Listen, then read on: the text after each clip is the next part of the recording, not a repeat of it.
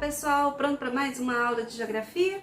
A nossa aula de hoje tem como tema a economia chinesa. A China está aí, né, na mídia, infelizmente agora por um aspecto muito negativo que é a questão da pandemia, mas nem sempre foi assim. Ela já teve grandes destaques na área da economia. Vamos entender um pouquinho a história chinesa?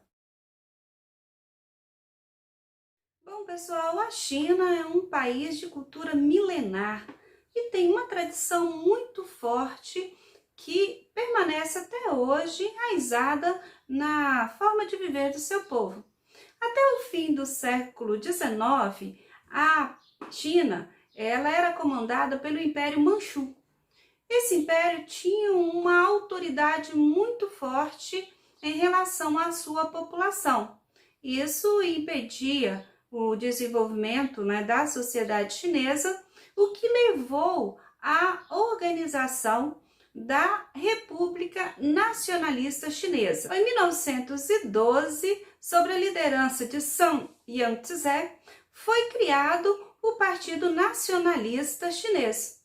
Em 1921, nós vamos ter a fundação do Partido Comunista Chinês, que vai ser fundado por Mao Tse-tung, sobre a influência da União Soviética, que estava ali implantando o socialismo no leste europeu e estava buscando parceiros para poder aumentar sua área de influência.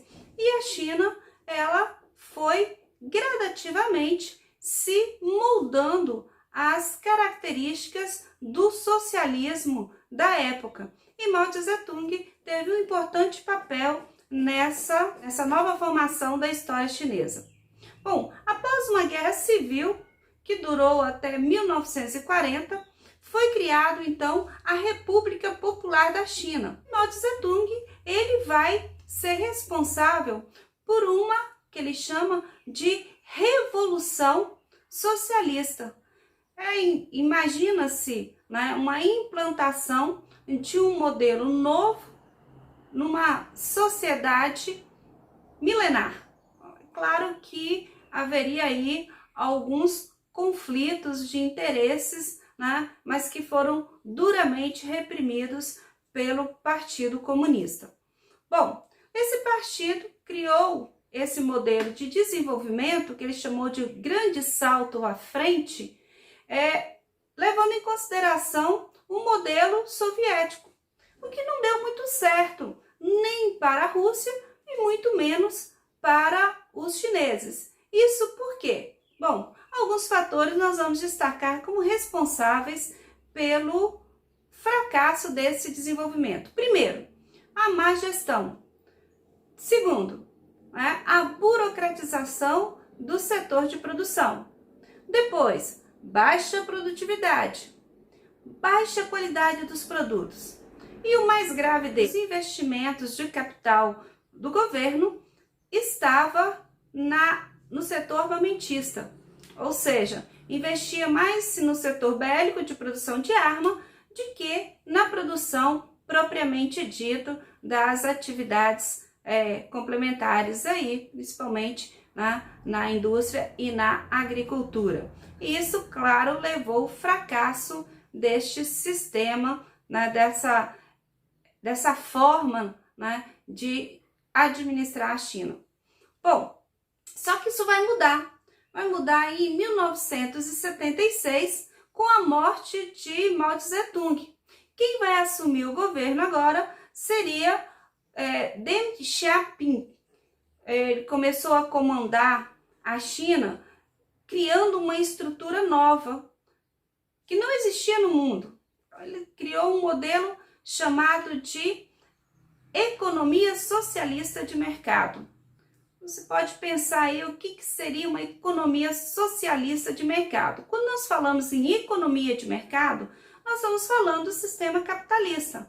Quando falamos em economia socialista, nós estamos falando em um outro elemento.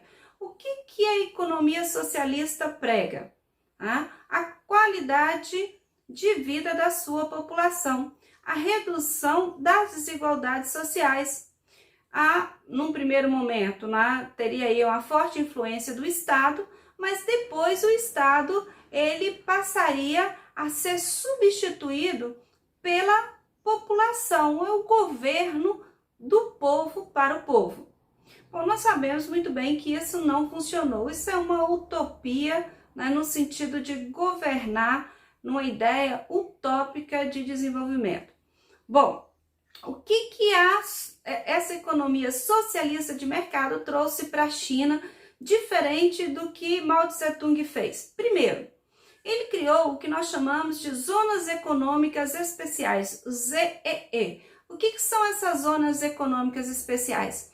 São áreas no litoral da China, como você pode observar no mapa, aonde são implantadas infraestrutura para o desenvolvimento da atividade industrial, atraindo inclusive investidores estrangeiros. Essa região recebeu do governo toda a infraestrutura de ponta para atrair investidores. Deu certo. Ela se desenvolveu tanto que a China começou a crescer numa média de 10% do PIB ao ano. Um crescimento muito além do que os países desenvolvidos haviam atingido até o momento.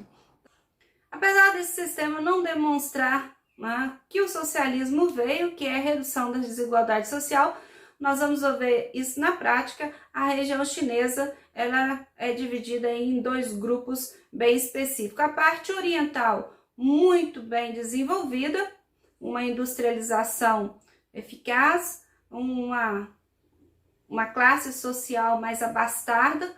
Em relação à área ocidental, nós vamos ver uma agricultura ainda predominante de forma arcaica, ainda com uma grande desigualdade social, ou seja, o modelo socialista não atingiu o que ele vinha propondo, que é a redução das desigualdades sociais.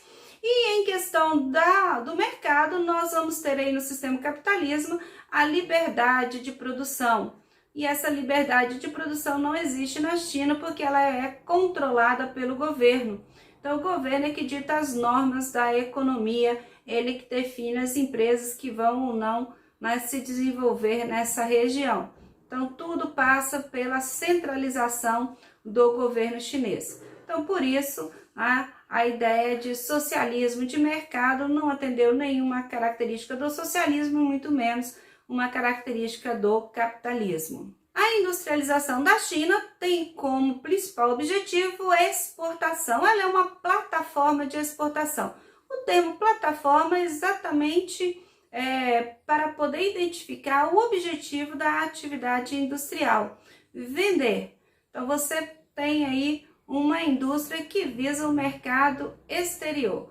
E você pode observar isso no seu dia a dia. Pega qualquer produto lá que você vai ver o Made in China, estampado atrás, desde brinquedos, carrinhos de controle remoto, produtos eletroeletrônicos, até equipamentos de ponta. Então a China tem avançado muito na área da tecnologia e tem aí batido de frente com países tradicionais nesse setor da economia. O desenvolvimento chinês trouxe também grandes impactos ambientais, já que com a legislação ambiental bem deficitária, o uso de recursos naturais de forma indiscriminada, principalmente a queima do carvão para a produção de energia, tem gerado grandes problemas ambientais, tanto na China como também a nível global. Nós temos aí o aquecimento global, né, que está muito relacionado à emissão de dióxido de carbono. Outro fator que chama a atenção dos investidores estrangeiros nesta região está relacionado à mão de obra abundante e barata e qualificada. Então, diversas empresas têm optado em passar parte da sua produção, aquela principalmente que gasta maior mão de obra, para o território chinês, para poder aproveitar essa característica da mão de obra barata e qualificada desse país. Então, pessoal, estamos concluindo mais uma aula. Espero que vocês tenham gostado. E não se esqueça, vai lá no nosso canal, se inscreva, dá seu like, faça o seu comentário sobre a aula, fala se você gostou ou não gostou, faça comentários sobre o conteúdo, para que a gente possa direcionar nossas aulas atendendo às suas necessidades. Então, até a próxima aula ou estudo e fique em casa.